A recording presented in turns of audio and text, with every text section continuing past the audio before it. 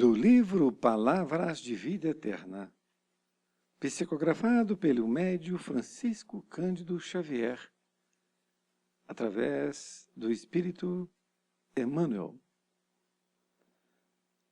Capítulo 62, de 180. No campo do verbo. Tu, porém, fala o que convém à sã doutrina. Paulo a Tito 2.1.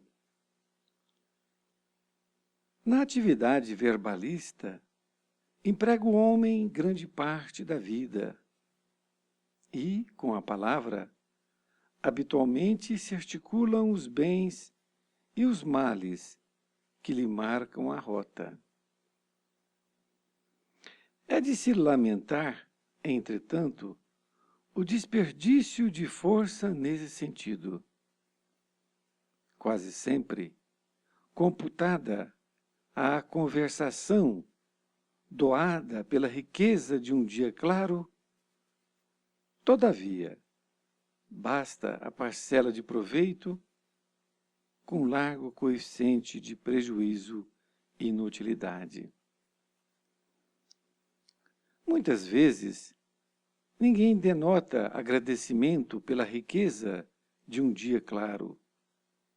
Todavia, basta a passagem de uma nuvem com leve garoa a cair para que muita gente destile exclamações vinagrosas em longas tiradas inconsequentes.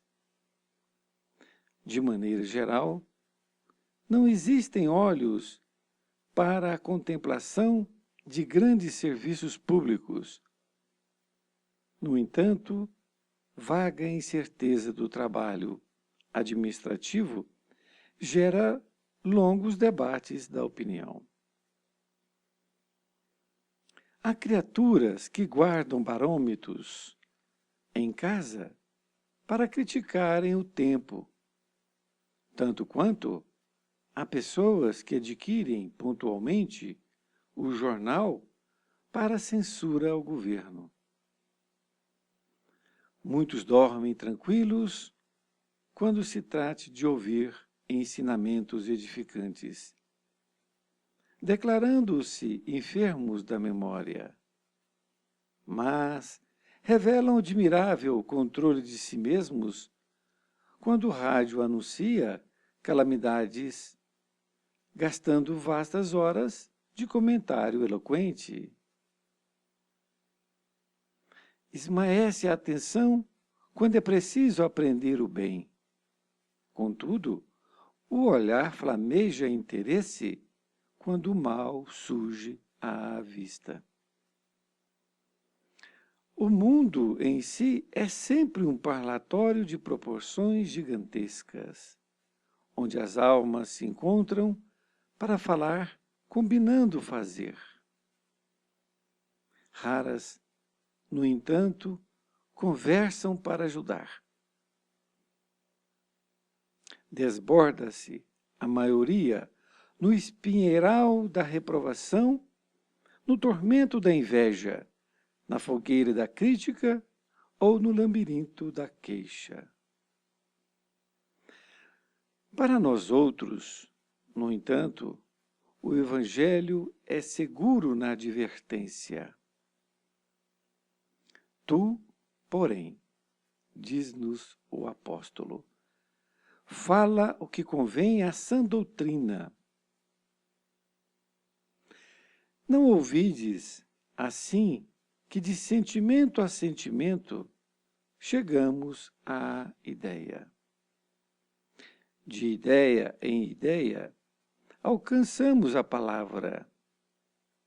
De frase a frase, atingimos a ação. E de ato em ato, acendemos a luz ou estendemos a treva dentro de nós. Querido amigo, querida amiga, aqui estamos diante de uma lição valorosa, uma lição extraordinária.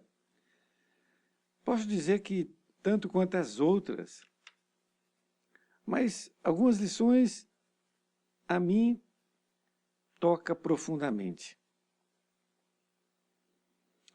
E esta, ela escrita tanto tempo, não é? Ainda vale para hoje como se fosse hoje escrita, porque a lição é muito atual. E aí pensamos, mas quanto evoluímos nesses anos todos, nessa década, não é? Em termos de evolução moral, não tecnológica. Mas vamos à lição. No campo do verbo, ou seja, no campo da palavra, é a lição 62. E Emmanuel utiliza esta pequena, mas grandiosa frase que Paulo escreveu ao povo de Tito, não é? Que ele disse, tu, porém, fala o que convém à sã doutrina. Olha, ele está invocando a todos nós que nós devemos falar o que convém à sã doutrina, a doutrina do Cristo. Então, tudo que nós formos falar tem que estar embasado na doutrina cristã. Nós não podemos ser cristãos falando coisas bonitas, não é? Numa casa espírita ou num outro templo religioso, e fora dali nós estamos fazendo tudo aquilo que o Evangelho não diz para fazer, não é? Mas vejamos o que Emmanuel descreve com uma simplicidade, uma objetividade extraordinária. Ele começa dizendo, na atividade verbalista, emprega o homem grande parte da vida, e com a palavra, habitualmente, se articulam os bens e os males que lhe marcam a rota. Olha, então, nesta atividade de falar, ele diz que nós gastamos a maior parte da nossa vida. E é verdade, porque nós falamos muito, e quando falamos, só falamos, não falamos e escrevemos, não é? Então, quando estamos falando, estamos gastando a maior parte do tempo de nossa vida.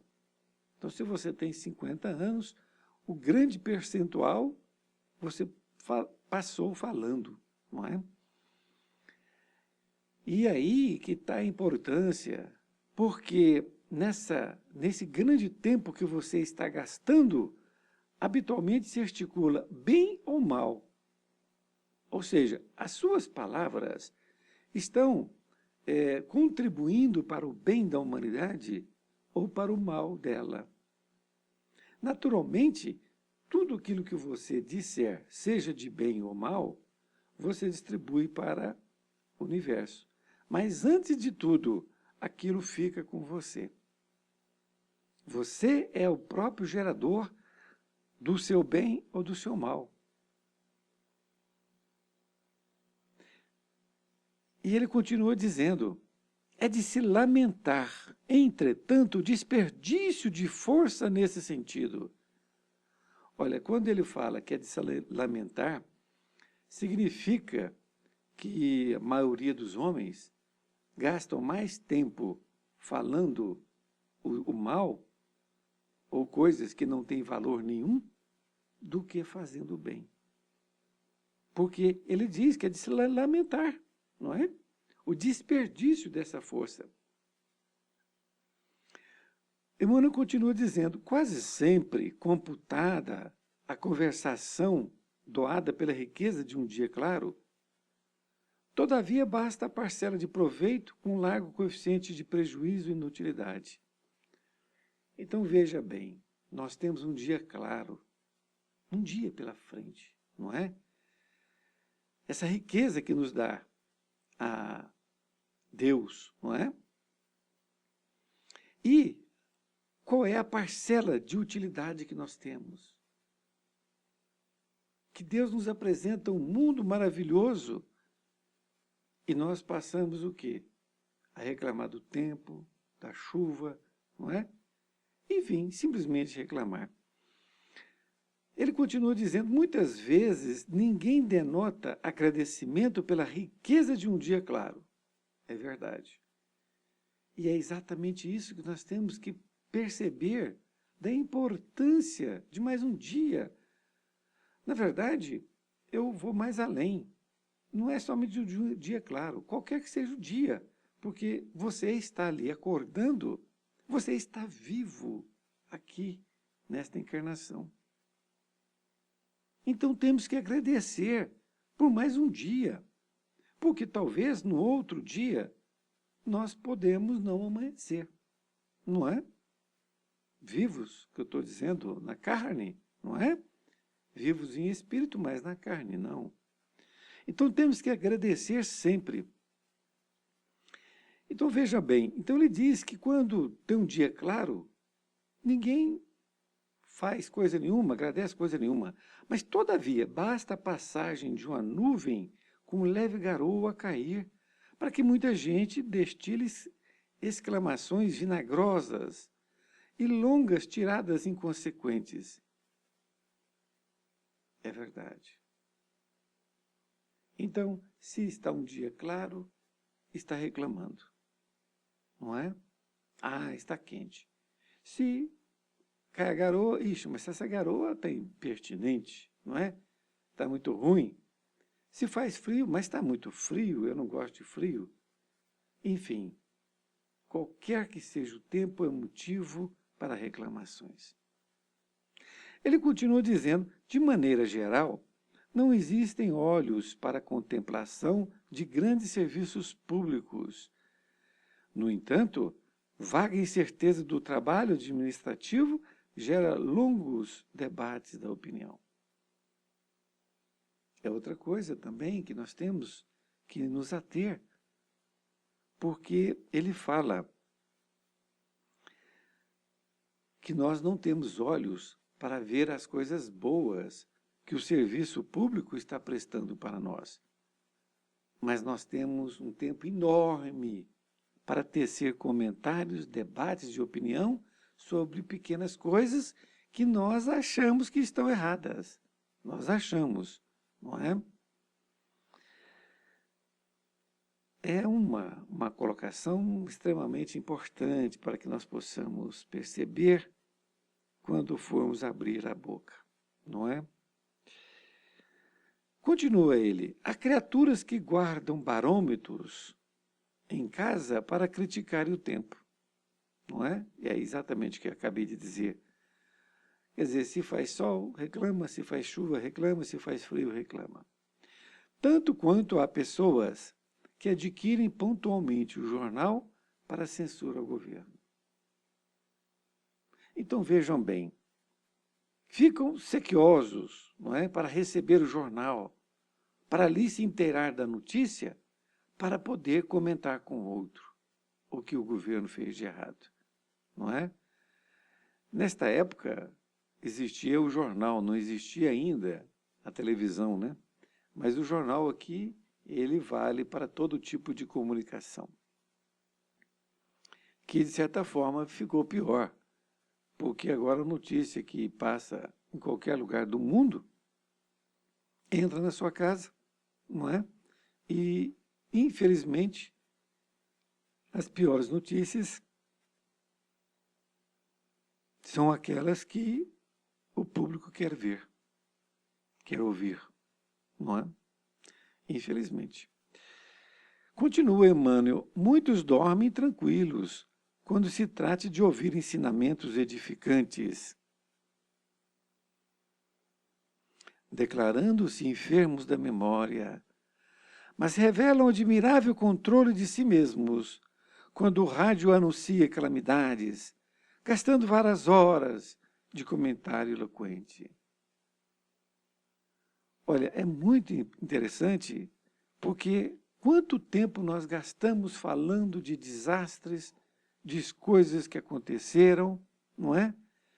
Mas quando nós temos nossa mente voltada, ou pelo menos deveríamos estar voltada para ensinamentos edificantes, nós dormimos, ou seja, aquilo passa sem nós querermos saber o que está acontecendo. Não é assim? Ele continua dizendo, esmaece a atenção quando é preciso aprender o bem. Esmaece significa perde, não é? Então ele perde a atenção quando é preciso aprender o bem. Ele não se interessa. A pessoa não se interessa. Contudo, o olhar flameja interesse quando o mal surge à vista. Então a ligação com o mal é muito grande. E a pessoa não percebe isso, o quanto isso está lhe fazendo mal, não é? Ele quer o bem para si, mas ele está ligado ao mal. Continua dizendo Emmanuel, o mundo em si é sempre um parlatório de proporções gigantescas, onde as almas se encontram para falar combinando fazer. Parlatório é uma conversa informal, sem um assunto específico. Então, Emmanuel coloca muito bem, porque quantos milhões de pessoas nós temos no Brasil, vamos falar aqui do nosso país, não é? E do mundo, então, bilhões, 7 bilhões de pessoas. Então, o mundo em si é sempre um parlatório, ou seja, todas as pessoas estão conversando entre si, seja pela palavra, seja pela letra escrita, não é? Pela mensagem enviada. Então, é sempre um parlatório gigantesco, onde as almas se encontram a falar, combinando fazer. Então, quantas coisas se combinam fazer? Mas aí Emmanuel diz, raras, no entanto, conversam para ajudar. Então, se nós temos 7 bilhões de pessoas conversando, destas 7 bilhões, quantas pessoas estão conversando coisas boas, altruístas? É isso que contribui para a nossa egrégora. Nossa egrégora do nosso planeta, ela está firmada na palavra que nós emitimos. É muito importante nós atentarmos para esta nossa responsabilidade.